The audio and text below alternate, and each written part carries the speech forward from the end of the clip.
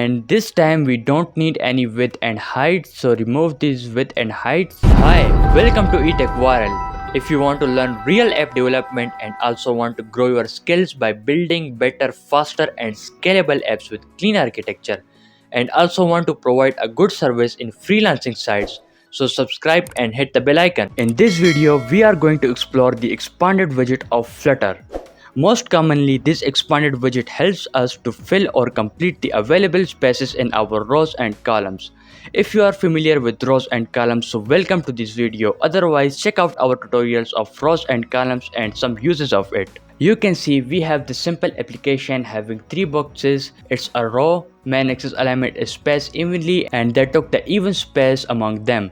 And these 3 boxes are the containers having 50 height and width and RGB colors red, green and blue. Now if I want this green box to take all these available spaces, so I will wrap this container widget with expanded widget. So in the result you can see it took all the available spaces, and now in this container there is no need of this width. Let's remove this width, and now let's wrap these 2 available containers also with expanded widget. After this done, you can see they took the same width and height. And now if I want this green box to take the space which will be equal to the 2 times of this red box.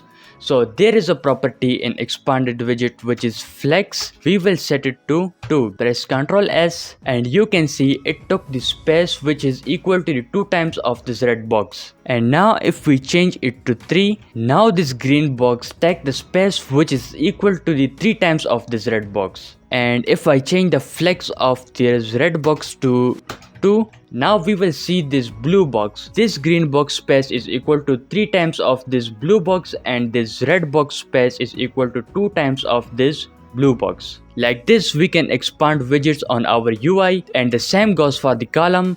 Let's change this row to column, and this time we don't need any width and height, so remove this width and height, and you can see we got the beautiful separated UI on our screen. Now in column you can see the green box is 3 times of this blue box and this red box is 2 times of this blue box. Like this we can separate our UI and make it responsive. And if you don't do this, remove these expanded widgets from here and give these containers width and height.